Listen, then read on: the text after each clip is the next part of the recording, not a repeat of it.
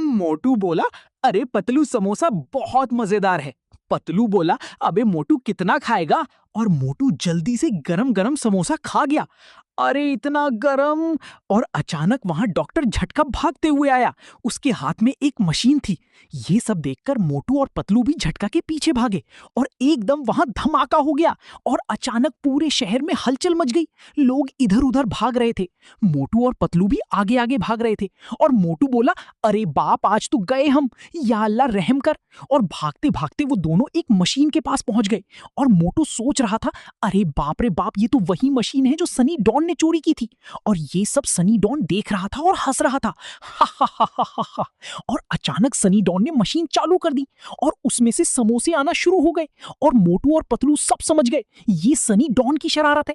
और मोटू को आया फिर गुस्सा और उसने गुस्से से मशीन की तरफ देखा और अपना सारा जोर लगा दिया। आज तो ये मशीन गई। और पतलू ये सब देख रहा था और अचानक मोटू ने मशीन के टुकड़े टुकड़े कर दिए। पतलू मोटू को गुस्से में देखकर डर गया और मोटू के पीछे छुप गया। और फिर दोनों वापस अपने शहर में आ गए। लोगों ने बहुत खुशी से दोनों का वेलकम किया। और फिर मोटू जोर जोर से हंसा, हा हा हा हा हा। और पतलू बोला, मोटू ने आज कमाल कर दिया, हा हा हा हा।